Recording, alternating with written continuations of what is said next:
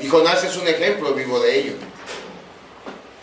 Habiendo sido sorteado, Jonás confiesa su verdadera identidad.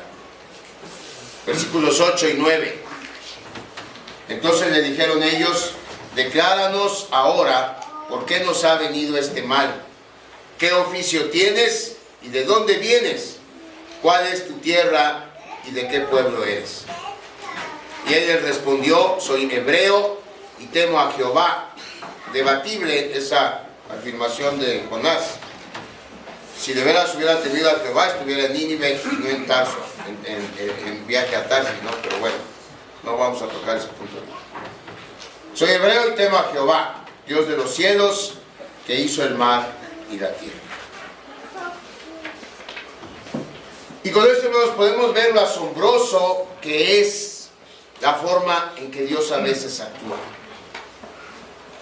Podemos correr, podemos mentirle a los demás, podemos mentirnos a nosotros mismos. Pero finalmente Dios una y otra vez nos lleva al punto en donde finalmente tenemos que enfrentar nuestra realidad. Jonás estaba viviendo como pagano. Pagano es una persona que no sirve a Dios, al Dios verdadero, que sirve a otros dioses. E irónicamente, son los paganos marineros en esa nave quienes lo orillan a asumir su identidad. Y hay otra manera en que podemos decir esto. Podemos ser cristianos o podemos ser no cristianos, pero no podemos ser las dos cosas al mismo tiempo. Los marineros le dicen a Jonás, y el mundo a nuestro alrededor nos dice a nosotros: si eres cristiano, sé cristiano. Ponte el uniforme. Entra al campo a jugar. Y si no, pues entrega el uniforme y cámbiate de equipo. Hermanos, las personas a nuestro alrededor necesitan que actuemos como lo que somos, para que mostremos que hay una manera distinta de percibir el mundo, de percibir la vida, y de esa manera que ellos tengan interés por conocer esa forma de ver la vida. Pero si nuestra manera de actuar y de vivir es igual a la de ellos, pues entonces la pregunta lógica es: ¿cuál es la diferencia entre ser cristiano y no serlo? Entonces, tenemos que aprender esta lección. Los paganos, a través de un método poco ortodoxo que Dios permitió, orillaron a Jonás a asumir su identidad. Y el mundo hoy nos está orillando a hacer lo mismo.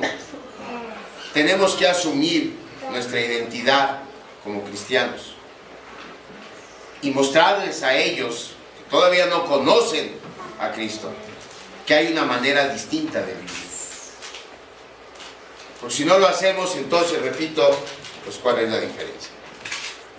Fíjense lo que pasa a continuación, porque las cosas están por ponerse peor para Jonás. El quinto paso en este proceso de retorno es que Dios nos hace enfrentar las consecuencias de nuestras malas decisiones. Versículos 11 y 12. Y le dijeron: ¿qué haremos contigo para que el mar se nos aquiete? Porque el mar se iba embraveciendo más y más. Y él les respondió: tomadme y echadme al mar, y el mar se os aquietará, porque yo sé que por mi causa ha venido esta gran tempestad sobre vosotros. Pero eso no es lo que los marineros hacen, al menos no de momento. Fíjense lo que dice el versículo 13. Y aquellos hombres trabajaron para hacer volver la nave a tierra, mas no pudieron, porque el mar se iba embraveciendo más y más contra ellos. Cuando Jonás dijo, échenme al mar, los marineros hicieron hasta lo imposible por encontrar una alternativa, por regresar el barco al puerto y no tener que echar al mar a Jonás. En este punto, ellos que no conocían a Dios se estaban portando de manera más misericordiosa que Jonás, que era un siervo de Dios. Se estaban portando más misericordiosos con él que lo que Jonás se había portado con ellos, porque mientras ellos estaban luchando con la tempestad, Jonás estaba dormido. Y que lo que Jonás se había portado con la gente de Nínive, a quien Dios le había mandado predicar en primer lugar. Y a veces así sucede. La gente que no conoce a Dios nos pone el ejemplo en cuanto al comportamiento en muchos aspectos. Y eso estaba sucediendo aquí.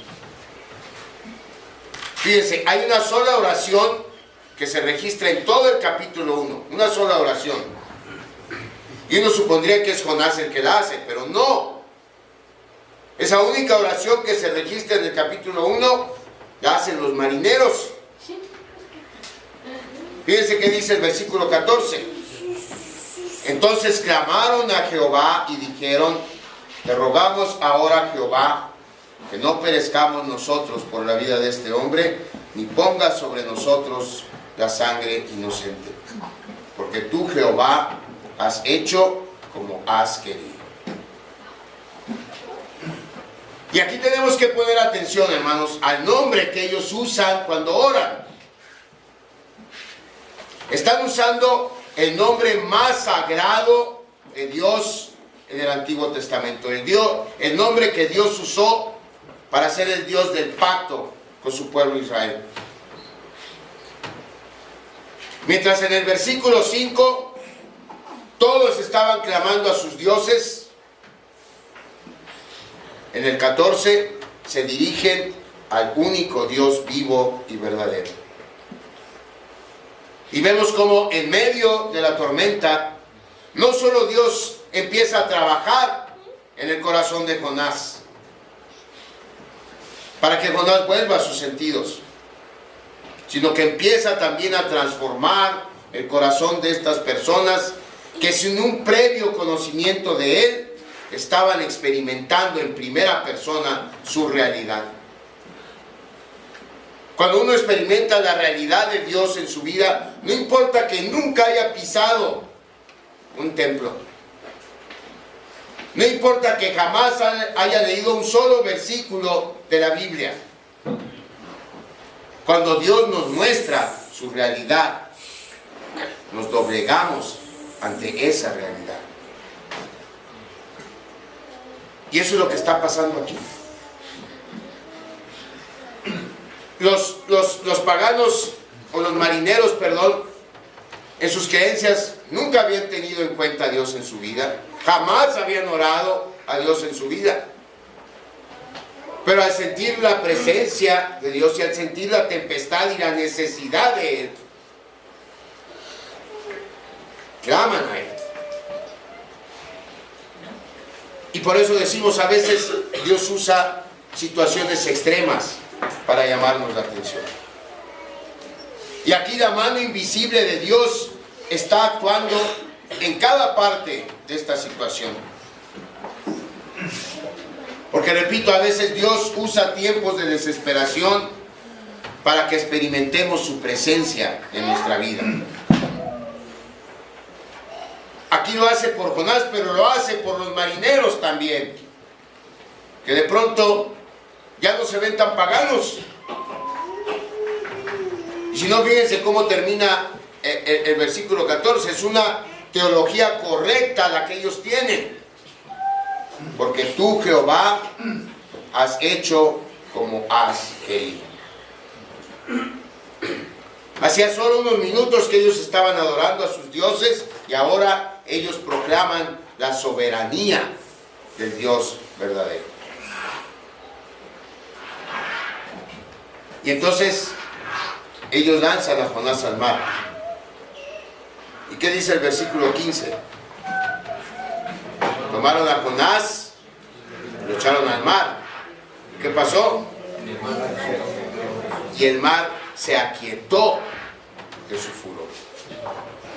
Hay dos puntos muy importantes para aprender aquí. Uno por parte de Jonás, otro por parte de los marineros. Por parte de Jonás, aprendemos que las tormentas que Dios permite en nuestras vidas, como parte de ese proceso que Él tiene para traernos de regreso a Él, van a continuar. ¿Hasta cuándo? Hasta que dejemos de huir de Él. Ya dijimos en el primer sermón, no siempre las tormentas son motivadas por nuestro alejamiento de Dios. Pero si analizamos nuestro corazón y honestamente reconocemos que estamos alejados de Dios, bueno, pues tenemos que contemplar esa posibilidad. Que lo que está sucediendo en nuestras vidas es una llamada de atención por parte de Dios. Que las dificultades que Él está permitiendo en nuestras vidas es un jalón que Él nos está dando para traernos de regreso a Él. Al principio, cuando nos alejamos de Dios, nuestro horizonte puede parecer en calma, porque la desobediencia siempre trae una recompensa temporal. Pero Dios puede traer una o más tormentas tarde o temprano, no para dañarnos, sino como una medida severa para hacernos reaccionar y llevarnos al arrepentimiento. Esa es la lección que aprendemos por parte de Jonás. Por parte de los marineros vemos cómo algo asombroso está sucediendo. Su corazón se vuelve a Dios y ofrecen sacrificios, dice la Biblia. Los sacrificios eran la regla en el Antiguo Testamento para expiar pecados, antes que el verdadero sacrificio fuera ofrecido en la cruz del Calvario. Entonces lo que están haciendo los marineros aquí es pedirle perdón a Dios a través de ese sacrificio por su comportamiento anterior. Fíjese lo que estaba pasando.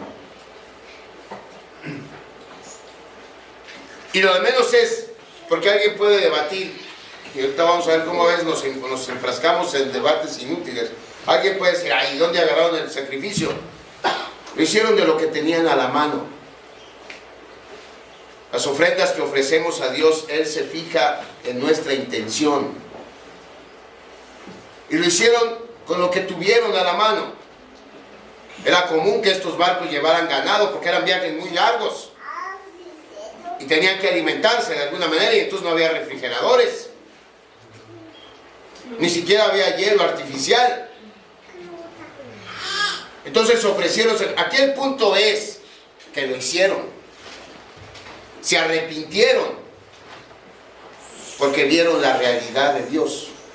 Y no solo eso, dice la Biblia, e hicieron votos. Así dice el versículo 16, ¿no? Y temieron aquellos hombres a Jehová con gran temor, y ofrecieron sacrificio a Jehová, e hicieron votos. Es decir, repentinamente aquel bote o aquel barco que estaba lleno de marineros paganos, se convierte en un templo de adoración, lleno de personas agradecidas con Dios, arrepentidas y prometiéndole a Dios cambiar sus vidas. ¿Y hacia dónde sigue yendo el barco? El barco no cambió de dirección. ¿Hacia dónde sigue yendo el barco? A Tarsis.